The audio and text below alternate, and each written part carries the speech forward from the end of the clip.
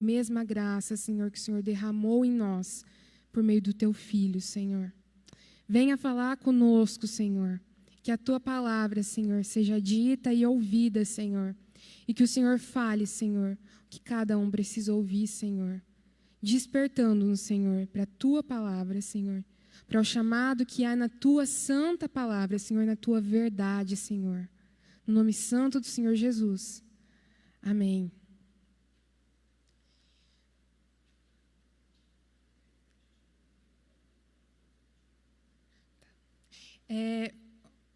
Foi pedido para falar de novo o aviso, não estava transmitindo, mas vamos então repetir. Então, o nosso aviso de hoje é que, devido a um decreto que foi dado aqui na cidade, na prefeitura da cidade, nós voltaremos com os cultos ao vivo. Então, serão transmissões ao vivo, não será mais possível estarmos congregando aqui juntos. Então, hoje, a partir das 6 horas, nós teremos o nosso culto ao vivo, ok? Que os irmãos possam estar nos acompanhando.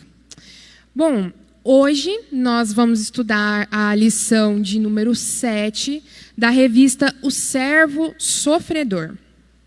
E eu convido você que tem a revista a estar acompanhando, porque ela está bem completa, essa lição, e eu preparei essa aula com base bem no que a revista está dizendo. Então, vamos nos ater bastante ao conteúdo dela, ok?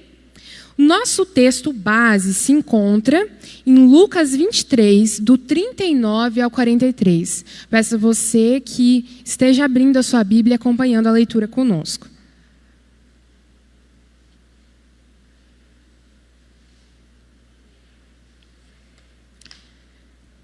Lucas 23, versos 39 a 43.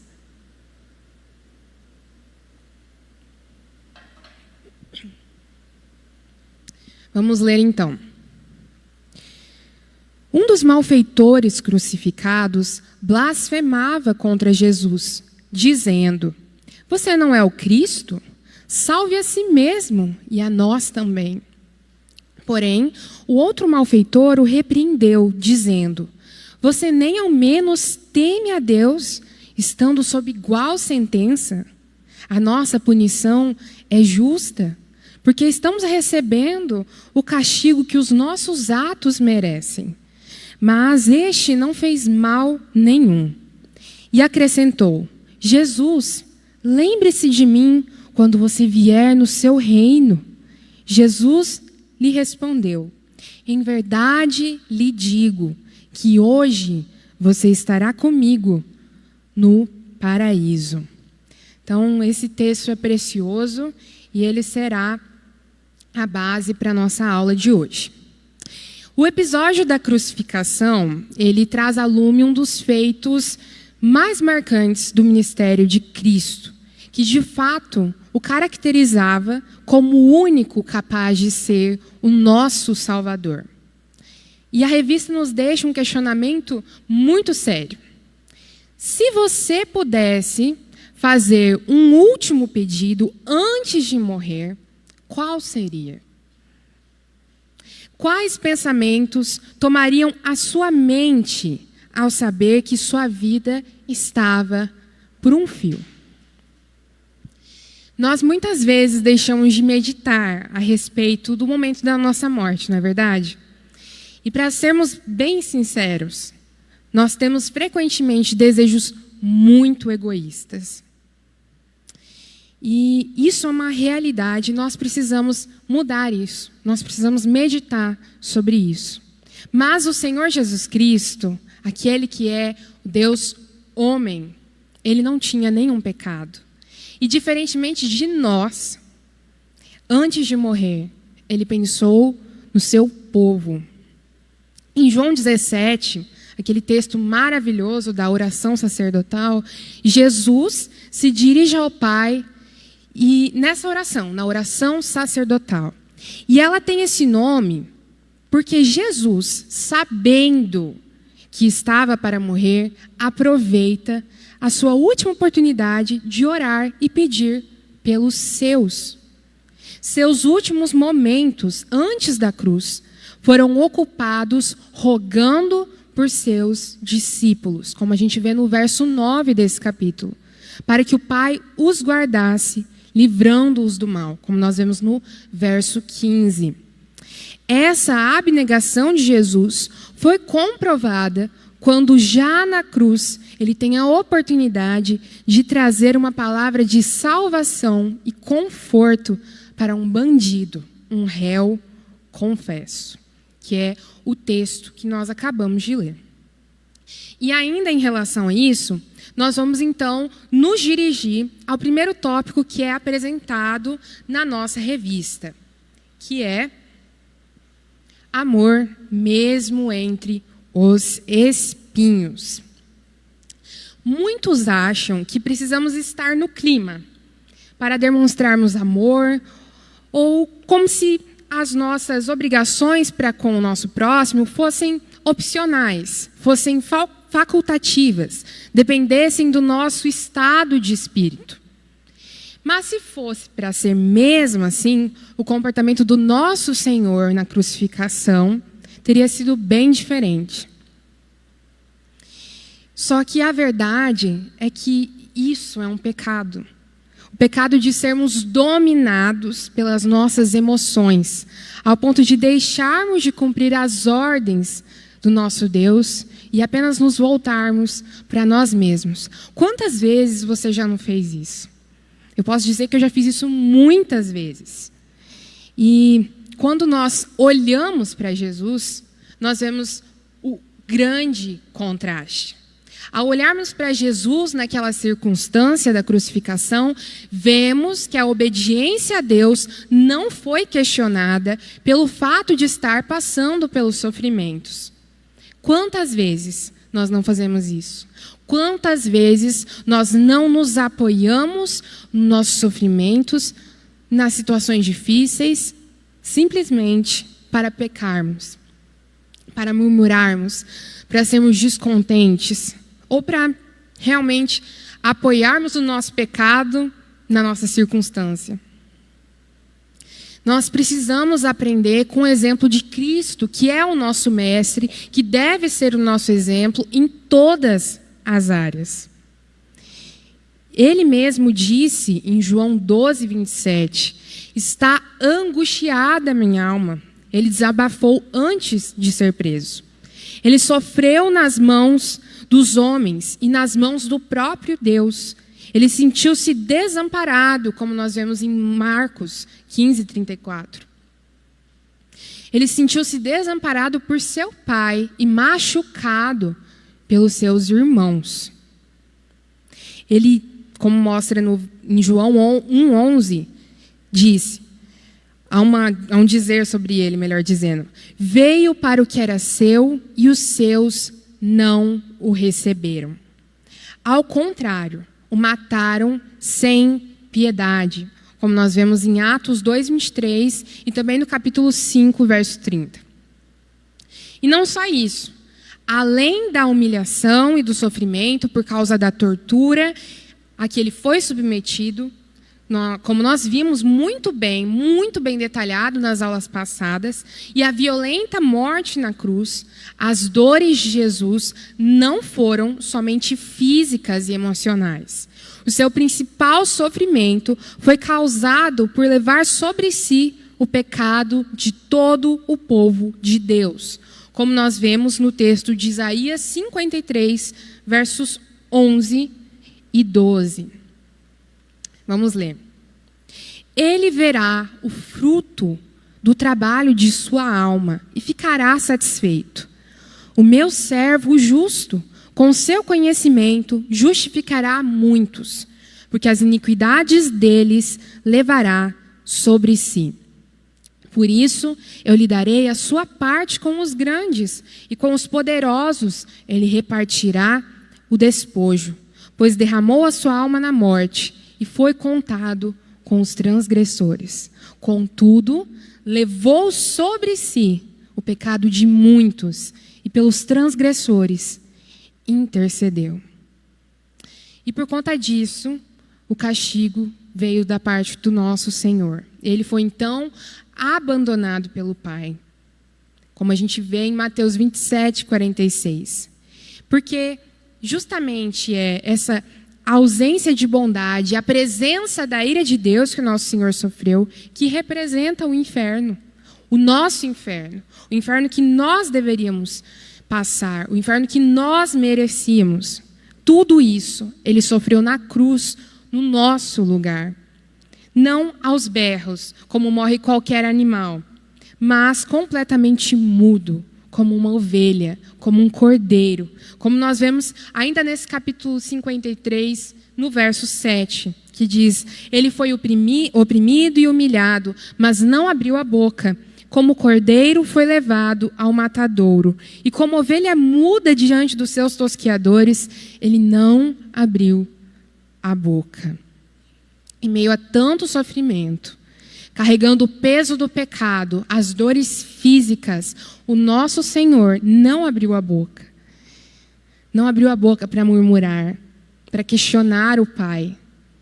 E que contraste é isso com a nossa própria vida, que em meio a circunstâncias difíceis, realmente difíceis, murmuramos, berramos as nossas lamúrias, as nossas lamentações, enquanto que o nosso Senhor, quando carregava o peso do pecado, não abriu a boca. Não abriu a boca para questionar o seu Pai, para murmurar. E além de não reclamar por si, mesmo na cruz, ele teve olhos para um outro. Na sua agonia, salvou mais um pecador. Ele realmente amou até o fim, como diz lá em João 13:1. A atenção dispensada por Jesus ao malfeitor, que foi crucificado ao seu lado, nos humilha pela maneira egoísta como agimos, pois na maioria das vezes só temos olhos para nós mesmos. Essa cena deve chocar os nossos corações terrivelmente egoístas, e nos fazer clamar a Deus por graça. Como bem disse J.C. Ryle, um comentarista dos evangelhos, a ocasião em que o ladrão foi salvo era a hora de maior fraqueza de nosso Senhor. Ele estava agonizando, pendurado na cruz. E mesmo naquela circunstância, ele ouviu e respondeu à súplica de um pecador, abrindo-lhe a porta da vida. Com certeza, isso foi uma demonstração de poder. O homem salvo por nosso Senhor era um pecador ímpio, que estava às portas da morte, não tendo em sua vida passada nada que o recomendasse e nenhuma dignidade em sua presente condição, exceto uma oração humilde. Mesmo assim, ele foi resgatado como um tição tirado do fogo. Com certeza, isso foi uma demonstração de misericórdia. Esse mesmo autor, em outro livro, aquela famosa obra Santidade, diz assim: no dia em que ele parecia estar mais fraco, mostrou que era um libertador poderoso. Na hora em que seu corpo estava fustigado pela dor, ele demonstrou que podia ter afeição pelos outros. No momento em que ele mesmo estava morrendo, ainda assim, conferiu vida eterna a um pecador. Então, que contraste e como isso é um paradoxo para nós, na nossa cultura, no nosso pecado. Isso não entra na nossa cabeça com os nossos olhos cegados. Somente o Senhor pode nos ajudar a compreender essas coisas. Mas nós precisamos ver alguns detalhes com relação a esse texto que nós estamos observando. Então vamos lá. Os malfeitores insultaram Jesus. Então Jesus foi crucificado entre dois malfeitores. Embora Mateus e Marcos, se você for ver depois, os caracterize apenas como ladrões, está lá em Mateus 27, 38 e Marcos 15, 27, O termo malfeitor é mais genérico e pode indicar que, além de ladrões, praticavam outros crimes, até mesmo assassinatos.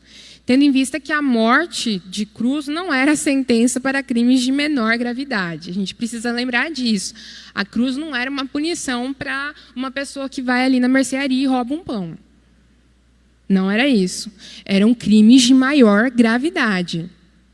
Então, o fato também é que, diferentemente do caso de Jesus, nenhum dos dois foi sentenciado injustamente. Eles, ao contrário, ou melhor, o ladrão que se arrependeu, até admitiu a culpa pelos seus pecados. É só a gente olhar aí o verso 41 do capítulo 23. Os evangelistas, além disso, concordam que ambos, e não somente um, insultaram Jesus durante a crucificação. Então, isso fica ainda mais sério, porque aquele homem que não tinha nenhum mérito, que era um condenado, que se arrependeu depois, antes estava insultando a Cristo. E isso nos leva a algumas perguntas, né? O que aconteceu durante aquelas 3 horas em que Jesus esteve crucificado, do meio-dia às 3 da tarde, como a gente vê lá no capítulo 15 de Marcos, que fez com que aquele bandido mudasse de atitude drasticamente? O que será que aconteceu?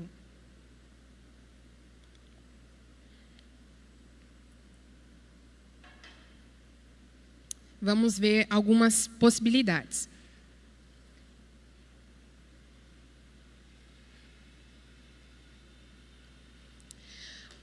A resposta a essa pergunta, é claro que não está explícita no texto, mas a gente pode considerar algumas possibilidades.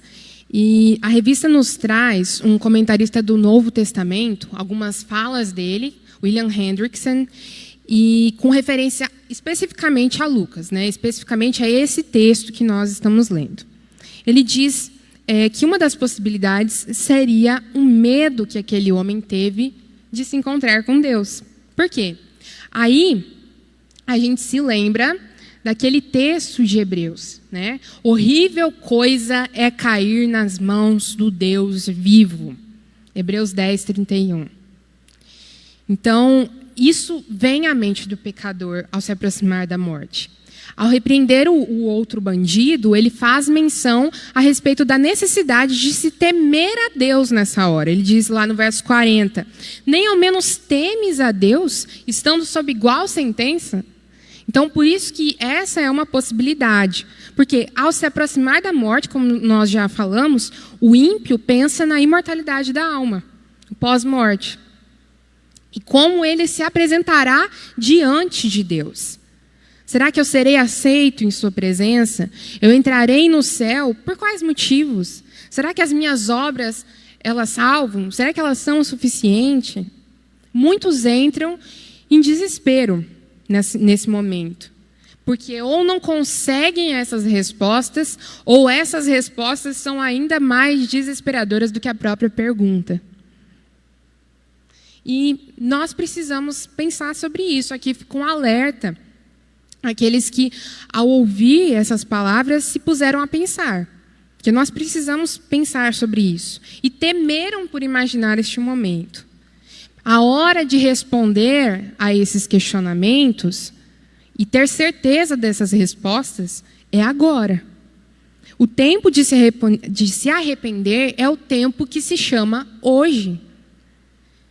Após a morte não há mais chance. A sentença já está dada. Então, que o Espírito Santo possa incomodar a sua alma e plantar em seu coração a semente do verdadeiro arrependimento. Outra possibilidade seria a intercessão de Jesus.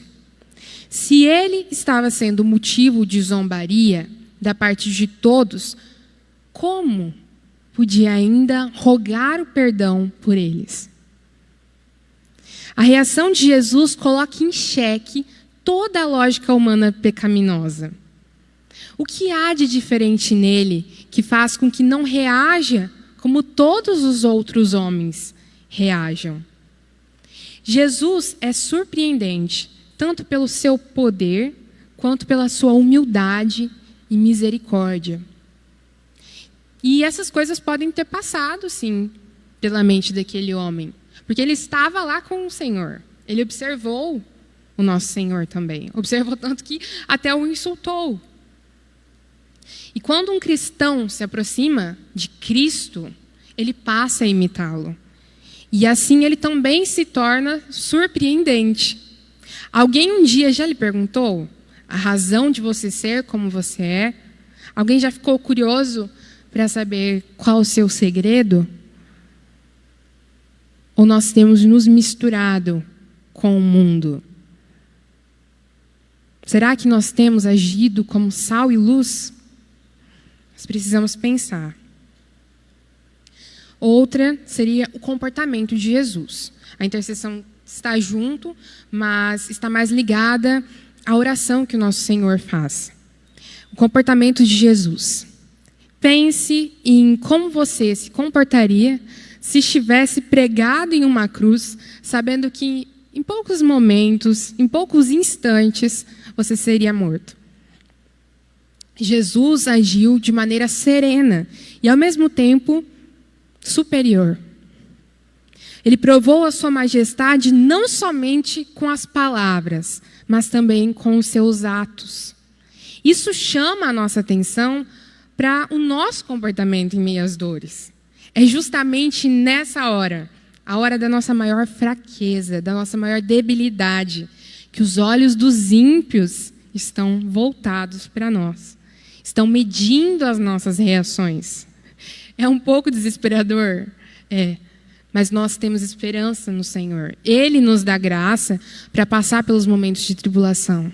Para, em meio aos momentos de tribulação, dizer, sem dizer, àqueles que estão à nossa volta e não conhecem ao Senhor, que nós temos uma esperança. Que nós não vamos nos desesperar por conta das circunstâncias difíceis que nós estamos vivendo. Porque a nossa vida não se resume a elas. Porque a nossa vida não se resume a essa terra. E isso nos traz à mente um provérbio. Estava lá na revista, eu falei, gente, isso aqui é de matar a gente. O provérbio diz assim, é um provérbio popular. Aquilo que você faz, fala tão alto, que não consigo ouvir o que você diz. Aquilo que você faz, fala tão alto que não consigo ouvir o que você diz. Se nós não formos coerentes, toda a nossa pregação será comprometida pelos nossos atos. Por outro lado, é em meio ao sofrimento que nós temos uma mensagem ainda mais relevante. Porque é, em primeiro lugar, aplicável à nossa vida. E é um testemunho para aqueles que estão próximos a nós. Mas, por fim, a nossa real certeza, isso pode ser tudo especulação, que nós acabamos de ver pode ou não ter sido importante na conversão daquele homem, mas a obra do Espírito Santo é essencial. É Ele quem usa pessoas e circunstâncias para nos convencer da justiça e do juízo. E aqui também vale um adendo. Nessa história nós vemos a soberania de Deus em ação. A soberania de Deus na salvação, a soberania de Deus em salvar pecadores. O Espírito Santo convence somente os corações daqueles que Deus elegeu antes da fundação do mundo. Em relação a isso, Riley nos apresenta vividamente o cenário do texto que nós lemos. Olha só. Nós somos informados de que 2 malfeitores foram crucificados com nosso Senhor. Um à sua direita e outro à sua esquerda. Ambos estavam igualmente próximos de Cristo. Viram e ouviram tudo o que se passou durante aquelas horas em que ele estava pendurado na cruz. Ambos estavam morrendo e sofrendo dores intensas. Eram pecadores ímpios e necessitavam de perdão. Entretanto, um deles morreu em seus pecados, assim como passara toda a sua vida, com o coração endurecido, impenitente e incrédulo. O outro arrependeu-se, creu, clamou a Jesus por misericórdia e foi salvo. É aí que nós lembramos do texto de Jonas, capítulo 2:9, como esse texto é verdadeiro e cabe muito bem a isso. Ao Senhor pertence a salvação.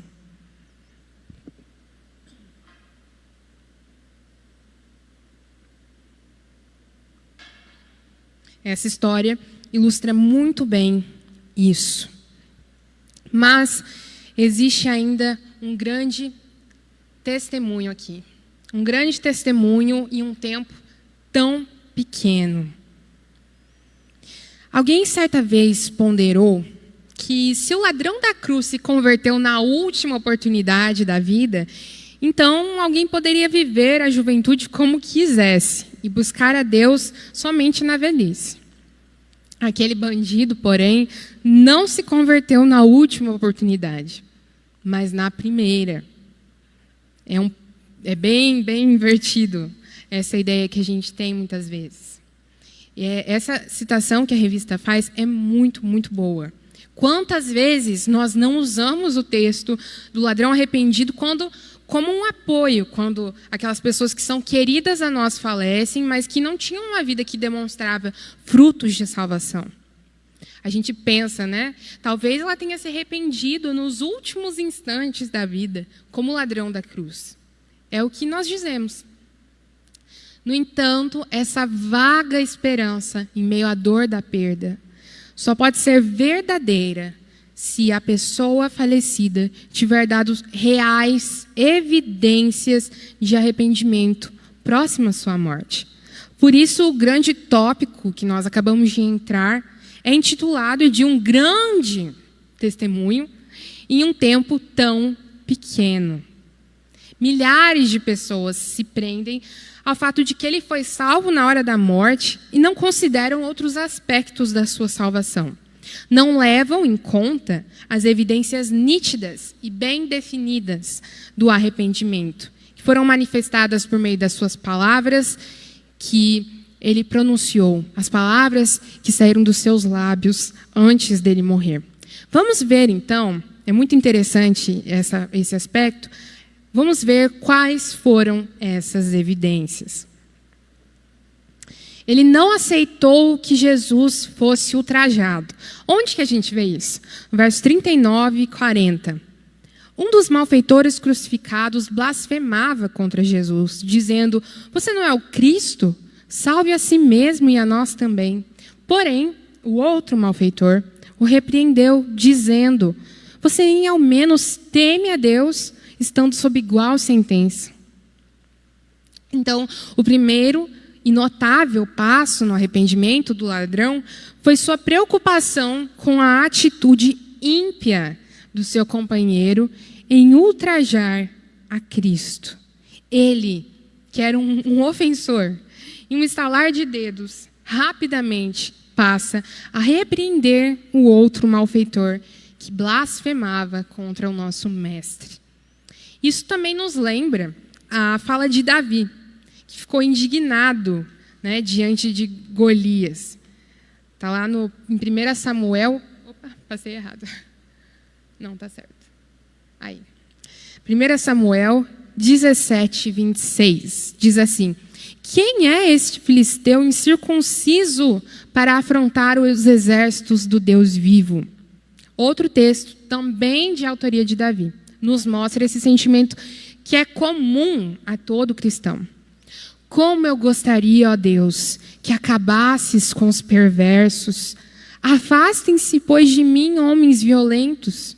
Eles se rebelam contra ti e, como teus inimigos, falam coisas ruins. Acaso não odeio os que te odeiam, Senhor? E não desprezo os que se levantam contra ti? O cristão verdadeiro se sente triste e, às vezes, irado pelas afrontas que os ímpios fazem ao Evangelho. Isso é um sentimento natural. Essa é uma forte evidência do poder transformador que o Evangelho faz a nós que o Espírito Santo havia operado no coração daquele malfeitor. Outra evidência. Ele admitiu a sua culpa diante de Deus e dos homens. Ele disse: a nossa punição é justa, porque estamos recebendo o castigo que os nossos atos merecem. E essa não é uma das maiores dificuldades do pecador? A admissão dos seus próprios erros. Essa ação é comum daquele que não conhece o perdão absoluto da parte de Deus e que não sabe a respeito da misericórdia e da graça que há em Jesus Cristo. O contrário também é verdadeiro, porque somente sob o poder do Espírito Santo alguém pode se dizer um miserável pecador. Essa é a maior prova da justificação. É como a parábola que Jesus contou, a parábola do fariseu e do publicano.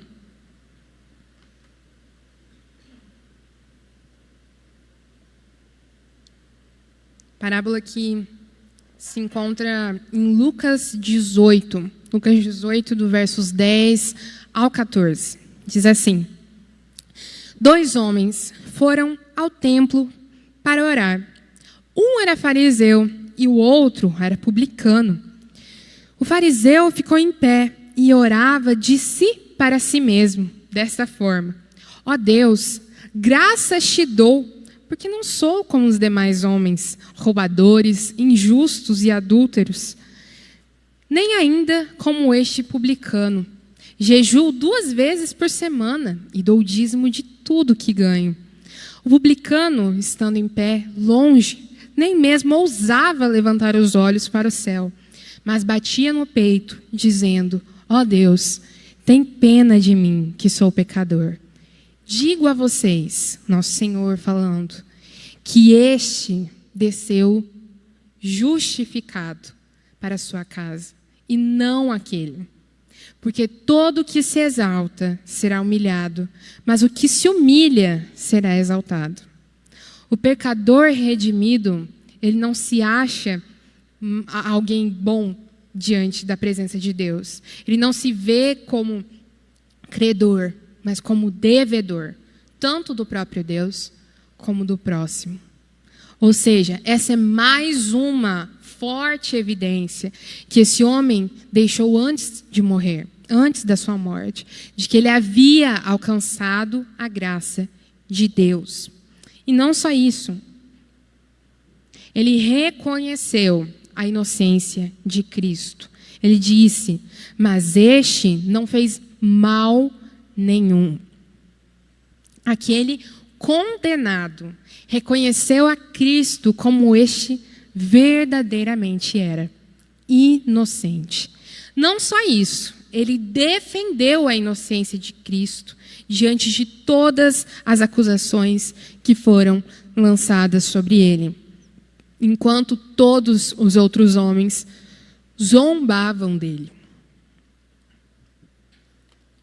Além disso, ele confessou Jesus como sendo o verdadeiro rei. Então, olha quão profundo que é o nosso texto. Quantas evidências que este ladrão deixou antes da sua morte. E acrescentou: Jesus, lembre-se de mim quando você vier no seu reino. Ele demonstrou fé no poder e vontade de Cristo para salvá-lo. Ele se voltou a alguém que sofria agonizante e reconheceu-o como Senhor, ao declarar sua crença de que ele possuía um reino. Isso nos lembra as palavras de Paulo em 1 Coríntios 1:18, que diz: certamente a palavra da cruz é loucura para os que se perdem, mas para nós que somos salvos, ela é poder de Deus. Esse texto cabe muito bem aqui, porque na nossa mente humana, na nossa mente da nossa mente que se perde, como diz aqui o texto, é loucura.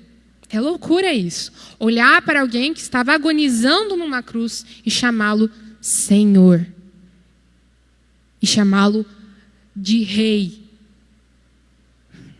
de reconhecer o seu reino. E aí que nós podemos pensar muito claramente que a compreensão daquele malfeitor a respeito do caráter do reino de Deus era muito mais completa, parecia muito mais completa e madura do que até mesmo a fé dos discípulos. Os dois que iam no caminho de Emaús, por exemplo, a gente pode se lembrar deles, interpretaram a morte de Cristo como sendo a sua derrota. É só você ler depois o texto, Lucas 24, 21, como se fosse a derrota e o fim do reino. Já o ladrão da cruz, além de reconhecê-lo como verdadeiro rei, entende que o seu reino não é deste mundo, mas é eterno, como diz em João 18, 36. Ele pediu que Jesus se lembrasse dele, ou seja, ele entendia que ele tinha poder decisório a respeito das almas dos pecadores. Ele compreendeu que Jesus era um intercessor e advogado junto ao Pai, como o próprio João escreveria anos mais tarde, lá em 1 João 2:1. Essas palavras também revelam a crença de que a morte não poderia deter o nosso mestre. E por isso, ele seria a única esperança na vida. Então, quantas informações na simples declaração: lembra-te de mim quando vieres no teu reino. João Calvino descreve muito bem o homem que disse essas palavras. Nós vamos ler esta citação. Ele diz assim: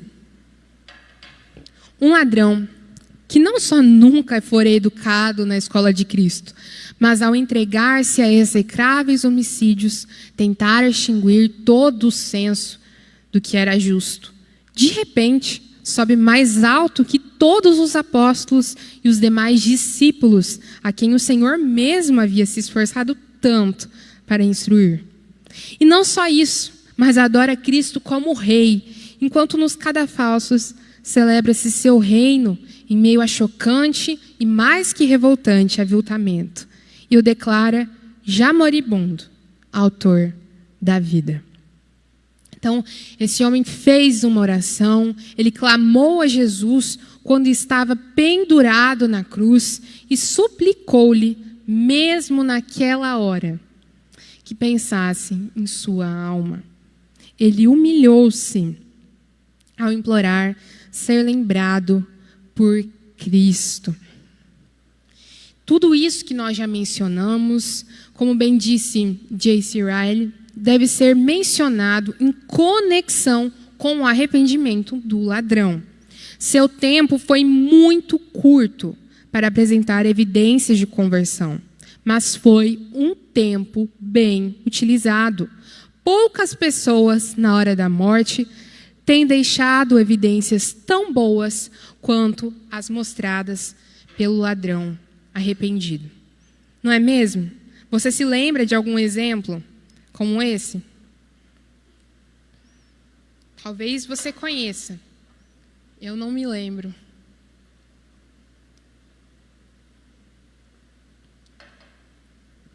Mas esse autor ainda continua dizendo isso em forma de alerta. Ele diz assim: tenhamos cuidado com o arrependimento sem evidências.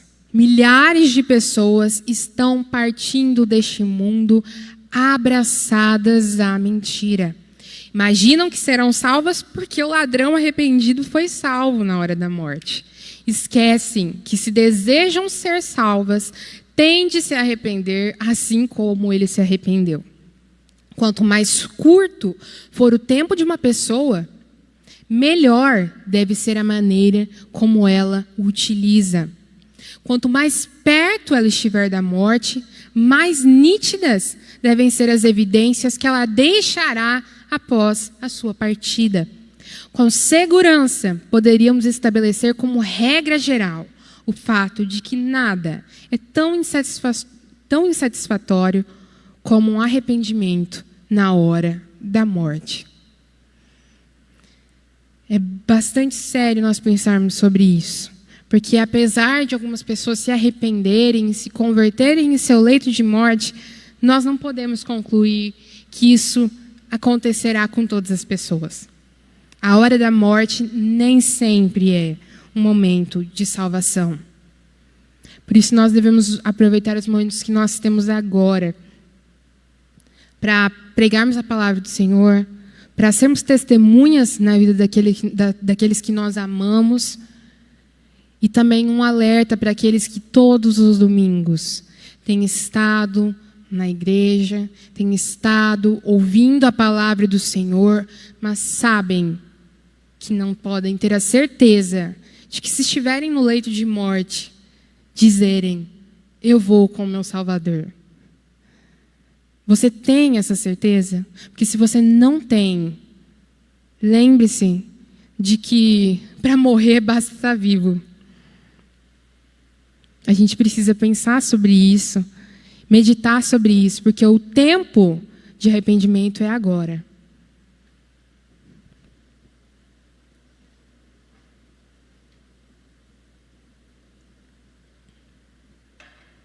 Mas nós precisamos ver também, não só o testemunho daquele ladrão, mas também a resposta do nosso Senhor, que não é nada menos interessante do que o testemunho do ladrão. Vamos ver então.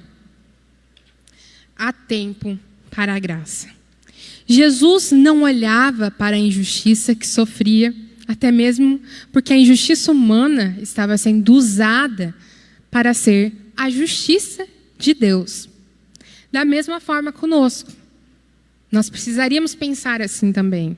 As injustiças que passamos são plano de Deus para nós. Verdade dolorida. As injustiças que passamos são planos de Deus para nós. Nada acontece na nossa vida sem o eterno decreto do Senhor. Sem que isso seja a sua vontade. Por mais incompreensível que isso possa parecer. E foi assim que o nosso Senhor agiu, com a certeza de que a injustiça que ele sofria, a injustiça humana, de todas as maneiras, estava sendo usada para ser a justiça de Deus. Os seus olhos, os olhos do nosso Senhor, tinham lugar para a graça, para a salvação de mais um pecador. Sua resposta diante da súplica daquele malfeitor foi: Jesus lhe respondeu: em verdade lhe digo que hoje você estará comigo no paraíso. Mas esse pequeno texto é muito rico. E nós vamos observar alguns detalhes da resposta do nosso Senhor.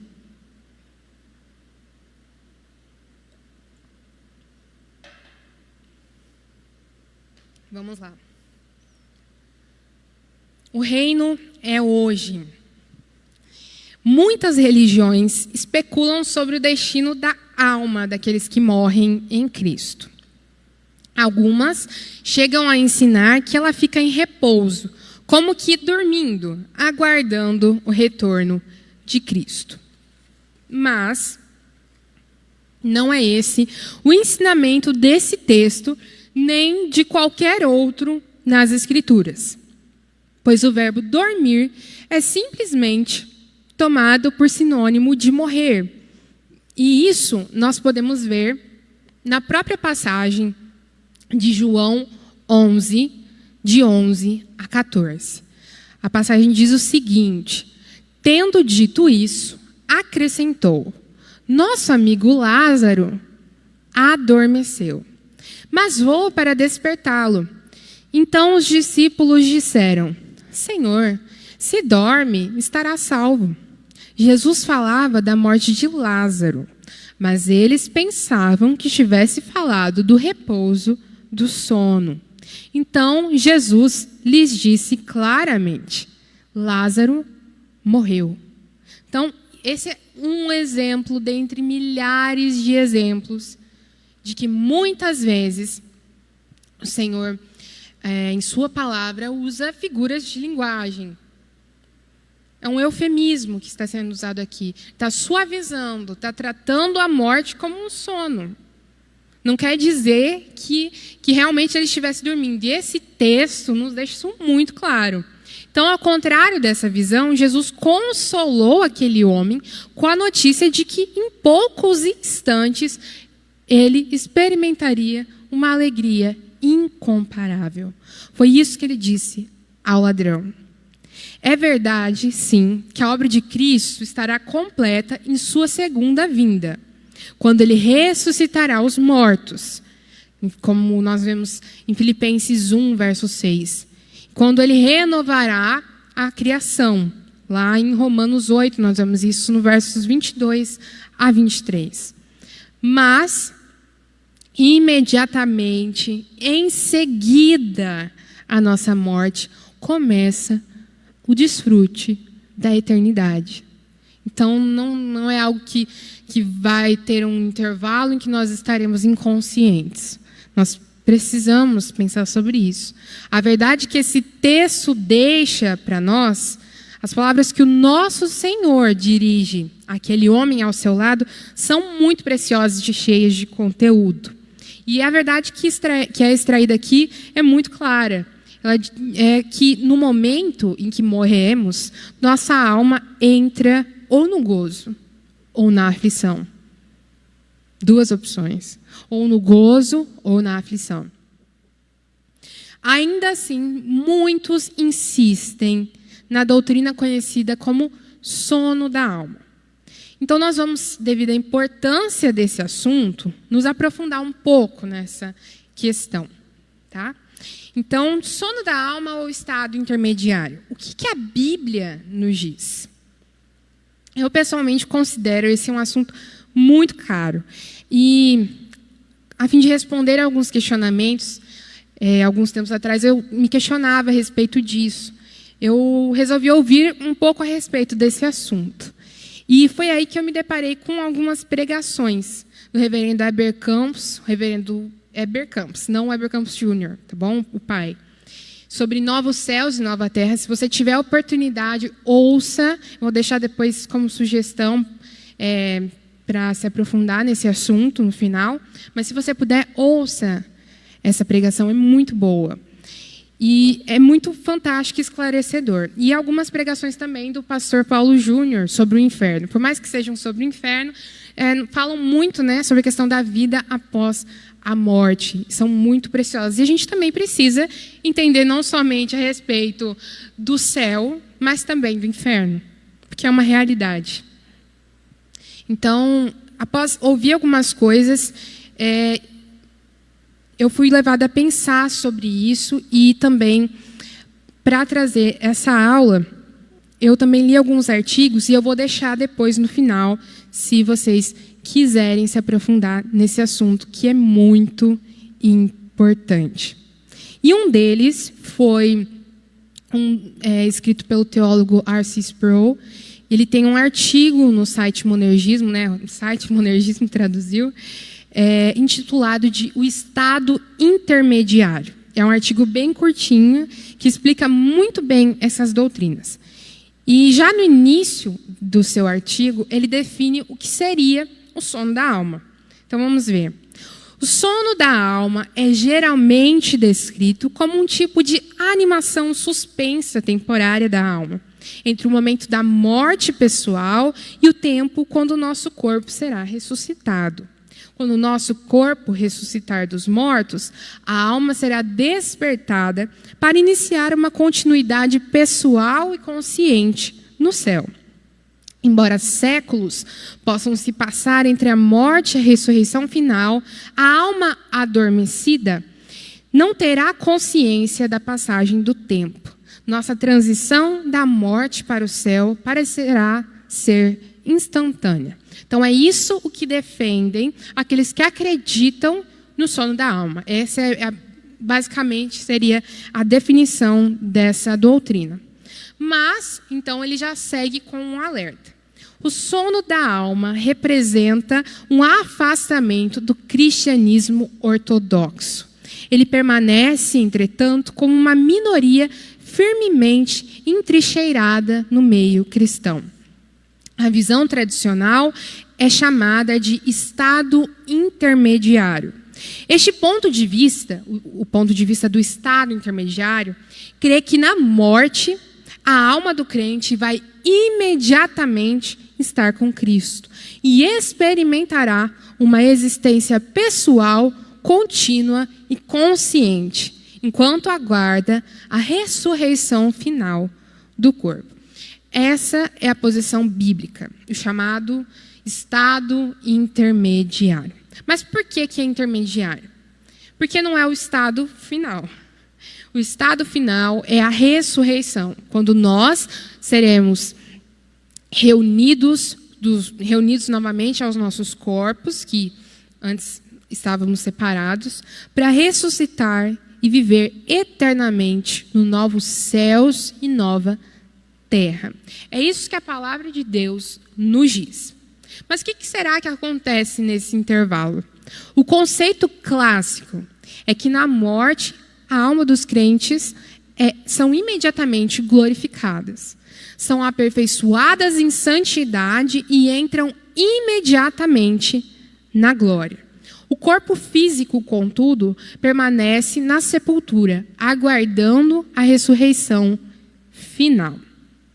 O Sproul ainda nos mostra como os defensores do sono da alma entendem esse texto e como ele mesmo contraria esse ensino. Como o próprio texto contraria esse ensino. Esse texto é muito claro quanto a isso. Ele diz assim: Jesus prometeu ao ladrão na cruz: hoje estarás comigo no paraíso. Aqueles que apoiam o conceito do sono da alma argumentam que Jesus não poderia dizer que encontraria o ladrão no paraíso naquele mesmo dia, porque ficaria morto por 3 dias e ainda não havia subido ao céu. Embora a ascensão de Cristo realmente não houvesse ainda ocorrido e seu corpo certamente estivesse no túmulo, ele havia entregue seu espírito ao Pai. Temos certeza de que no momento de sua morte, a alma de Jesus foi para o paraíso, conforme havia declarado. Os defensores do sono da alma argumentam que a maioria das versões bíblicas tem se equivocado na posição da vírgula. Eles têm a seguinte redação: em verdade te digo hoje, estarás comigo no paraíso. Então tem uma vírgula aí que eles mudam para dar um jeito nisso. Com esta mudança na pontuação, hoje então passaria a se referir ao tempo em que Jesus está falando, e não ao tempo em que ele encontraria o ladrão no paraíso. Então seria mais ou menos assim: em verdade te digo hoje, nesse dia aqui, eu estou te dizendo, estarás comigo no paraíso. Mas isso é loucura. Isso não existe aqui no texto. Essa pontuação ela é improvável, ela não existe nem no texto grego, e era perfeitamente óbvio ao ladrão em que dia Jesus estava dizendo. Ele não precisava dizer, estou te dizendo hoje. Não era isso que o nosso Senhor queria. E, com certeza, ele não ia desperdiçar palavras no momento de sua agonia. Pelo contrário, de maneira muito consistente com o resto das evidências bíblicas em relação ao estado intermediário, como nós veremos nos textos de Filipenses e 2 Coríntios, a promessa para o ladrão é que ele estaria reunido com Cristo no paraíso naquele mesmo dia.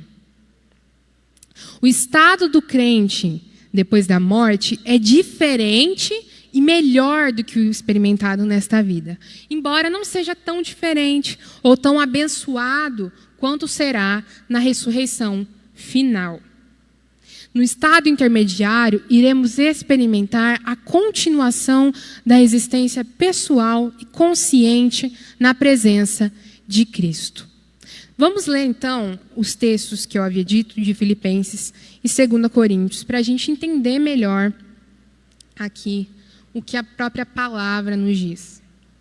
Filipenses 1, do versos 21 a 23. Porque para mim o viver é Cristo e o morrer é lucro.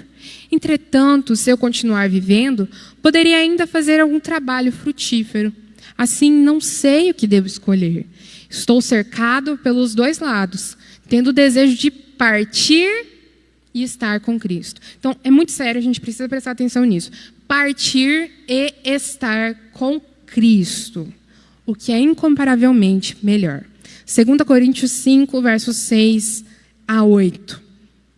Por isso, temos sempre confiança e sabemos que, enquanto no corpo, estamos ausentes do Senhor, porque andamos por fé e não pelo que vemos. Sim, temos tal confiança e preferimos, olha só, deixar o corpo e habitar com o Senhor.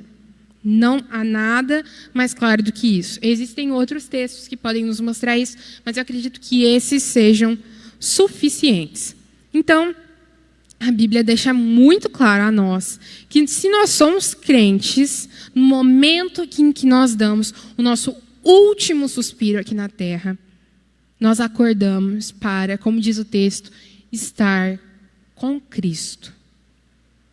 Wayne Grudem, na sua teologia,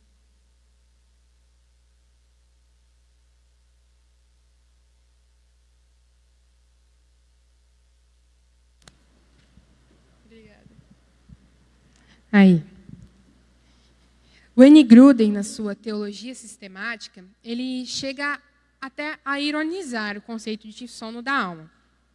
E até citando os próprios textos que nós acabamos de ler. Ele diz: Jesus não disse, hoje você não terá mais consciência de qualquer coisa que está por acontecer. E sim, hoje você estará comigo no paraíso.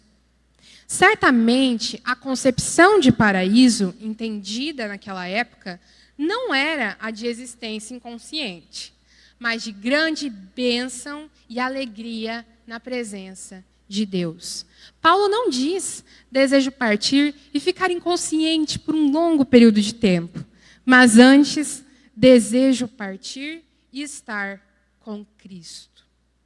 Ele certamente sabia que Cristo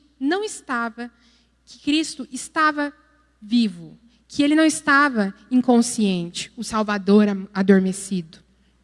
Mas o Salvador que ele servia era o Salvador que estava vivo e reinando no céu. Estar com Cristo significava desfrutar da bênção da comunhão da sua presença.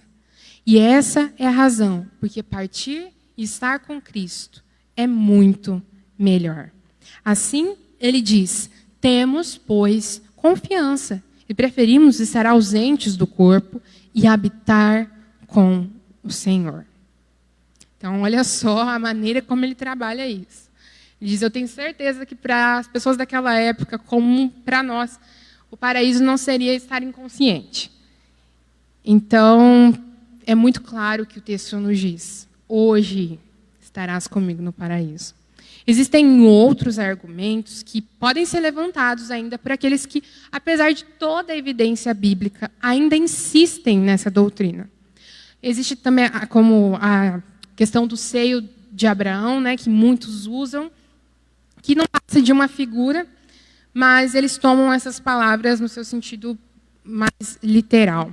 Mas nós não vamos destrinchar todos esses argumentos aqui, então eu sugiro que você estude.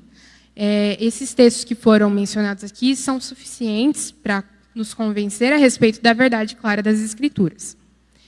Então, é um verdadeiro conforto saber que no momento em que fecharmos os nossos olhos aqui, nós, que fomos remidos pelo sangue de Cristo, abriremos os nossos olhos na eternidade, onde não há dor.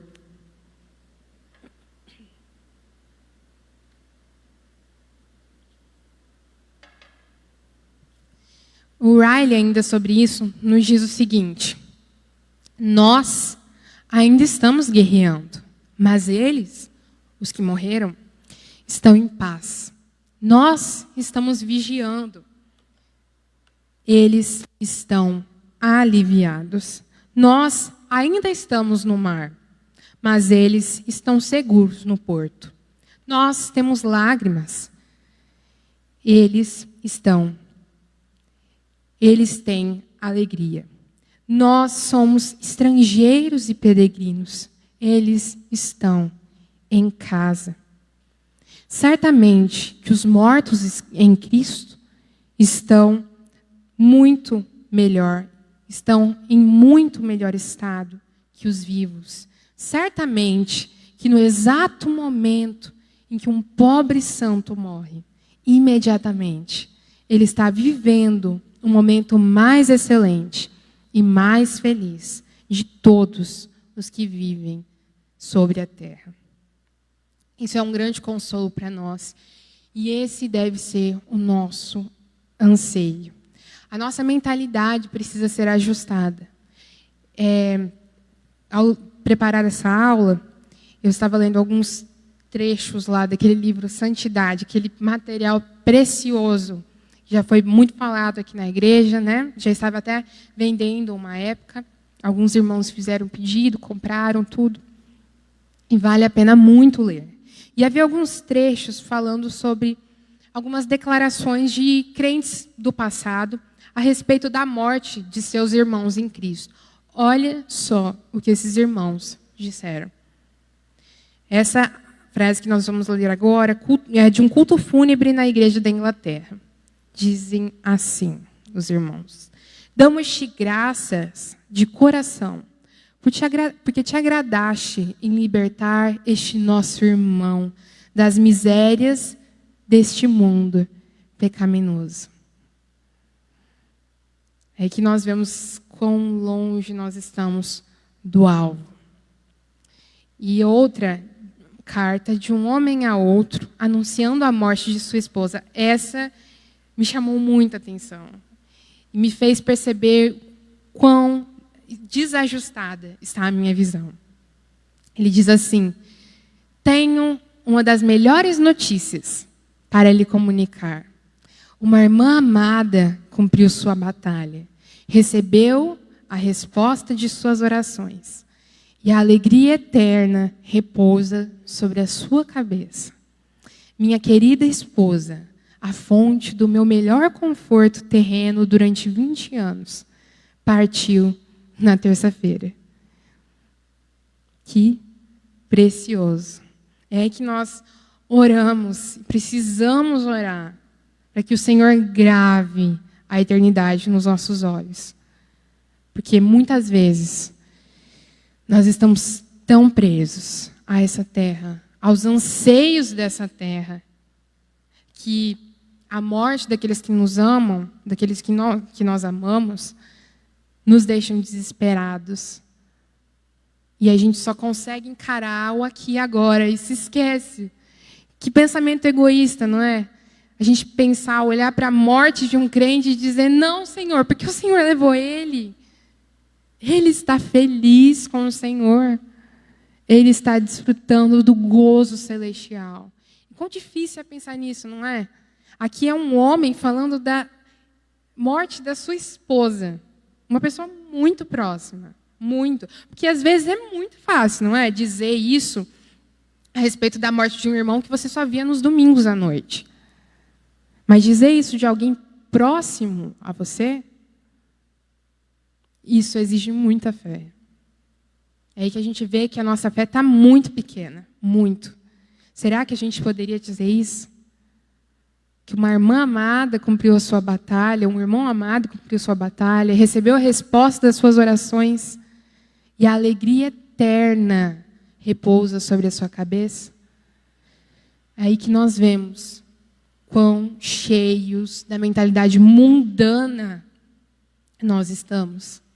Que o Senhor tenha misericórdia de nós e possa nos despertar. E que nós possamos nos esforçar para pensar mais na eternidade, para conhecer mais a respeito desse assunto. Nós precisamos estudar, porque nós precisamos viver à sombra da eternidade.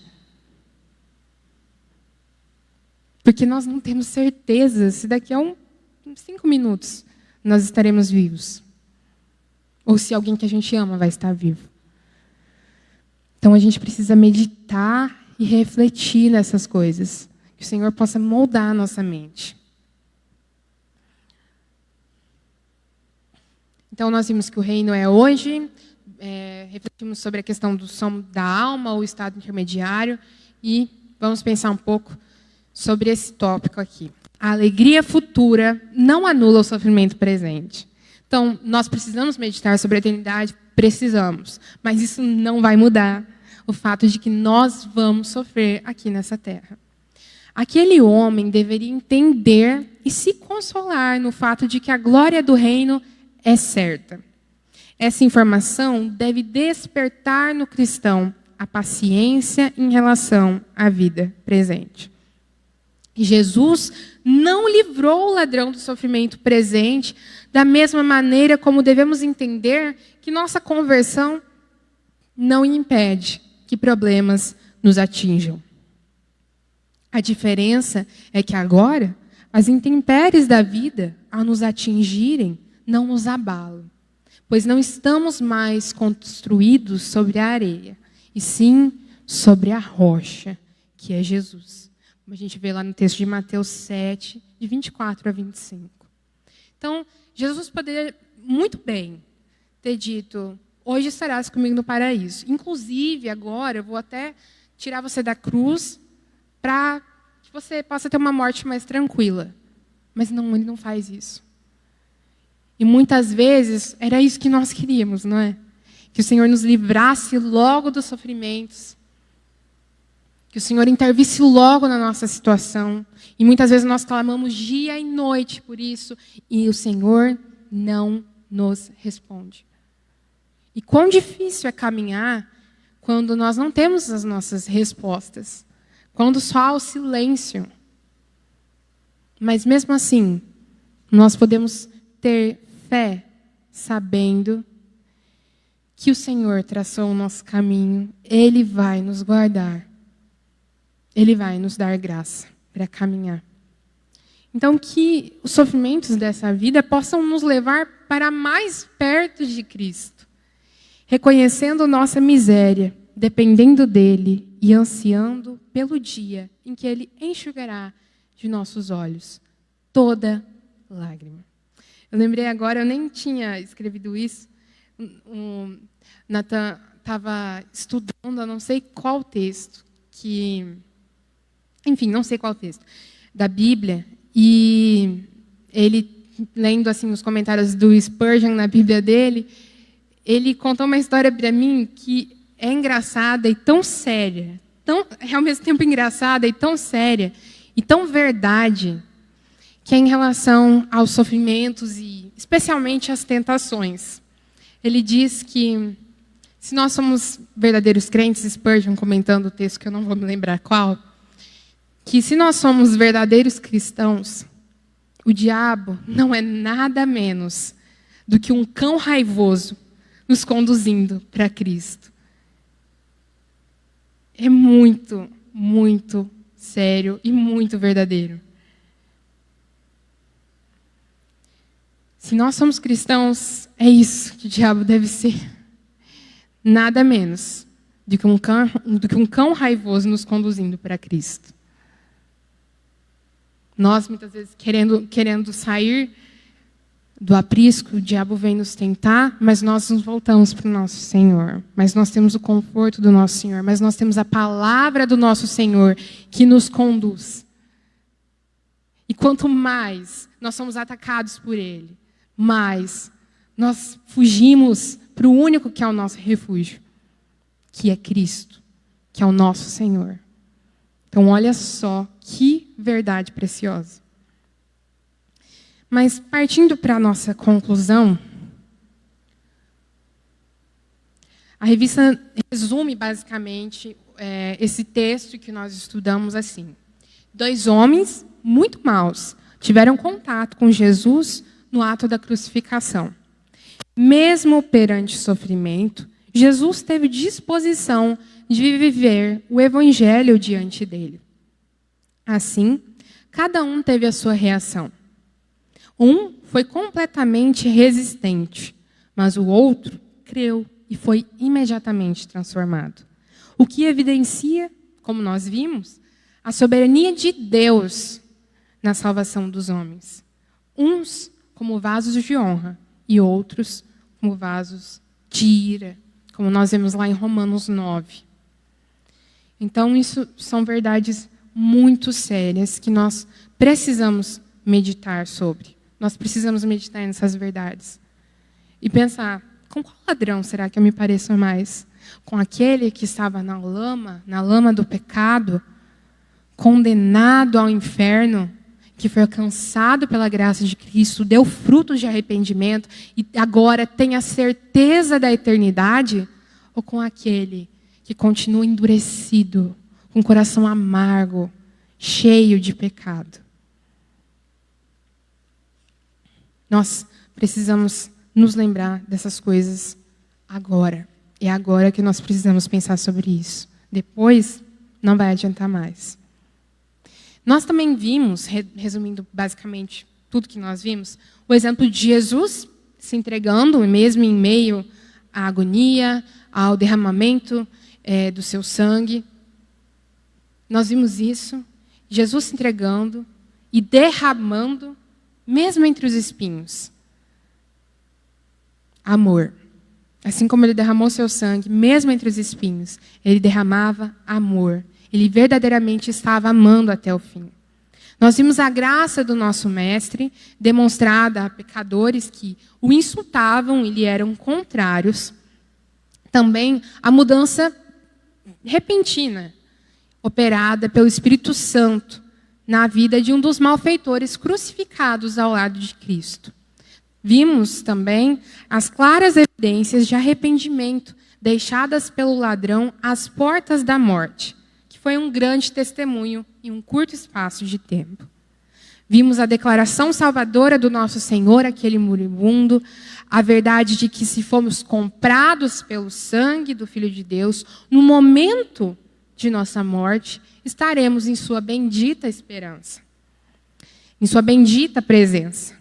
A alegria, por fim, nós vimos, e a glória vindoura não anulam o sofrimento deste mundo caído, mas nos dão esperança para perseverar em nossa caminhada. Então, quantas coisas nesses poucos versículos, quantas verdades. E é que nós precisamos pensar que, mesmo que seja um pequeno versículo, toda a Escritura é inspirada por Deus, é útil para nós meditarmos, para nosso entendimento, e nos revela grandes verdades que precisam ser buscadas, que precisam ser estudadas.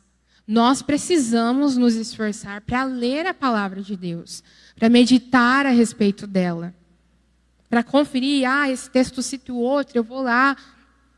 Enfim, abrir a Bíblia milhares de vezes, mas buscar as verdades que há em cada versículo. Nós não podemos falhar nisso, porque se nós falharmos nisso, nós vamos falhar em todo o resto. Se nós não dedicamos um pouco do nosso tempo para buscar ao Senhor na sua palavra, como nós vamos viver aqui como cristãos? Nós só vamos estar usando esse nome como um título, como mais um de milhares de títulos. E isso é muito trágico. Isso não deve acontecer. Então, vamos partir para a nossa aplicação, a aplicação que a revista nos traz.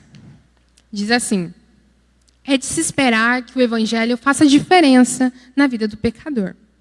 Ele deve olhar para Jesus como sendo o Senhor da vida eterna e se consolar com o fato de que o sofrimento presente é infimamente pequeno se comparado à glória futura, como diz lá em 2 Coríntios 4:17. Se assim o fizer, as dificuldades não serão mais uma ameaça, mas uma oportunidade de viver o evangelho da graça diante dos ímpios e assim, mesmo chorando, frutificar. Nós precisamos semear, mesmo em meio às lágrimas. Semear com lágrimas. Antes de finalizar orando, eu gostaria, como eu já havia dito, de deixar, né, uma pequena sugestão de leituras para que você possa se aprofundar no que nós estamos estudando hoje. Então, vamos lá. Então, pregações. Como eu já havia mencionado, essa Novo Céu e Nova Terra, do reverendo Heber Campos. Só você pesquisar dessa maneira que está aí, que já vai aparecer. E a Doutrina do Inferno, do pastor Paulo Júnior, foi uma pregação lá no Conexão com Deus, lá na igreja de Pinheiros, presbiteriana de Pinheiros. Então, é só você pesquisar, que também vai achar facilmente. E os livros, que também foram usados para preparar essa aula, Meditações no Evangelho de Lucas, do J.C. Ryle, e Santidade, sem a qual ninguém verá o Senhor, do J.C. Ryle. É muito importante, a gente às vezes não tem esse costume, mas da gente estudar a Bíblia também com comentários. Porque esses grandes irmãos do passado nos ajudam a ver muitas coisas que a gente não tinha visto antes. Né? Não quer dizer que eles são mais importantes do que a própria palavra de Deus. Mas também não significa que nós precisamos caminhar sozinhos. Que nós temos as nossas fraquezas, as nossas debilidades. E é só pensar em quando você conversa com um outro irmão sobre um texto. Ele viu coisas que você não havia visto. Então, é muito bom que nós estudemos a palavra também com auxílio de bons comentários. Eles não devem ser nossa bengala, mas também não podemos desprezá-los. Ok? Então, os artigos, o Estado Intermediário, do R.C. Sproul, todos estão na Monergismo. Lá é o site que... É só você digitar tal assunto, Monergismo, no Google, e é muito confiável. A Morte, o Estado Intermediário e a Glorificação, do Wayne Grudem, foram trechos que foram retirados da sua teologia sistemática. E A Nova Terra, de Anthony Hoekman, também na Monergismo. Esse último, ele não vai tratar tanto da questão do sono da alma, mas vai falar um pouco, mas vai tratar mais da questão dos novos céus e nova terra, que é uma coisa que nós temos perdido muito como cristãos. A gente muitas vezes tem aquela ideia do paraíso etéreo, da gente cantando com harpas nas nuvens. E não é isso que a palavra de Deus nos traz. Não é isso. Um dia nós ressuscitaremos, estaremos unidos novamente ao nosso corpo e viveremos eternamente nos novos céus e nova terra que o Senhor há de restaurar na sua vida. Veremos eternamente nisso, neste lugar. É só nós lermos os textos de Apocalipse e outros textos, enfim. Esse é um bom artigo para você se aprofundar sobre isso. Então, leia, estude. Há muito mais do que dizer, há muito mais para se aprofundar. E nós precisamos fazer isso.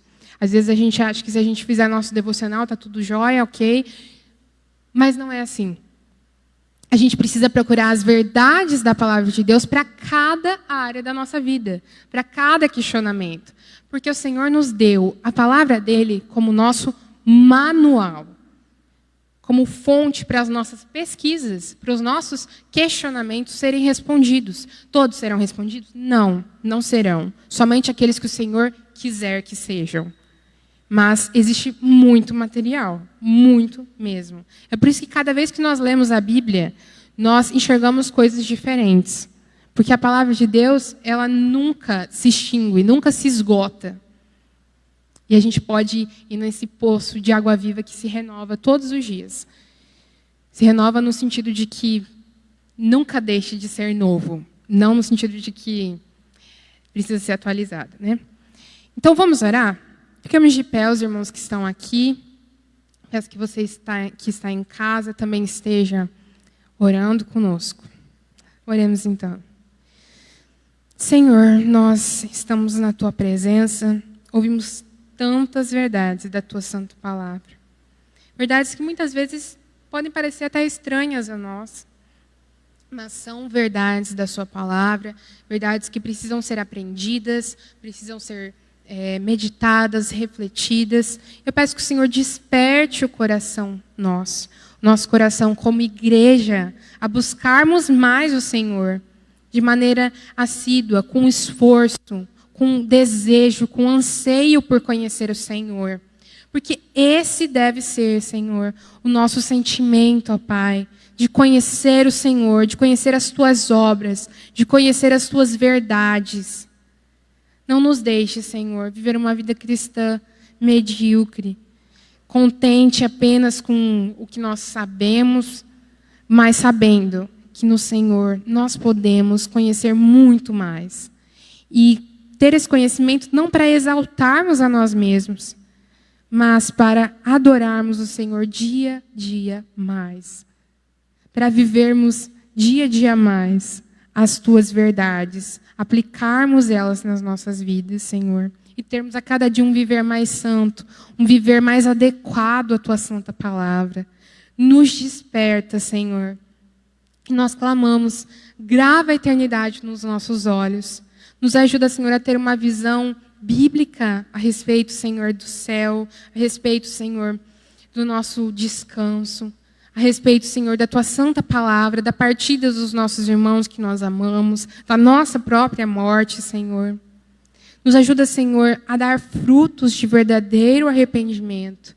E nós clamamos que o Senhor desperte, ó Pai, aqueles que o Senhor deseja a se arrependerem, a reconhecerem que são pecadores, porque esse é o primeiro passo, reconhecerem que são pecadores. Desperta, Senhor, aqueles que nós amamos, Senhor, a reconhecerem o Senhor, a reconhecerem que são pecadores, que têm vivido uma vida de cegueira, de escuridão, de escravidão. Obrigada, Senhor, porque o Senhor já nos tirou do jugo da escravidão, nos trouxe para o reino da sua maravilhosa luz, nos deu nova vida. Nos ajuda, Senhor, a viver essa nova vida como uma nova vida, de maneira diferente, Senhor, do mundo. Não nos deixe, Senhor, nos amoldar ao mundo, misturar, Senhor, o bom perfume de Cristo com o cheiro, Senhor, de mosca morta, como diz a sua palavra, e contaminar tudo. Não nos deixe, Senhor, sermos contaminados pelos pensamentos desse mundo, Senhor. Nos desperta, Senhor. Desperta, Senhor, o teu povo. Nos ajuda a vivermos uma vida que agrada a Ti. É o que nós clamamos a Ti. Leva-nos em paz, Senhor, para as nossas casas. E nos ajuda a meditarmos na Tua santa palavra. E desfrutar desse dia que o Senhor separou para meditarmos no Senhor, para descansarmos no Senhor. No nome santo do Senhor Jesus. Amém.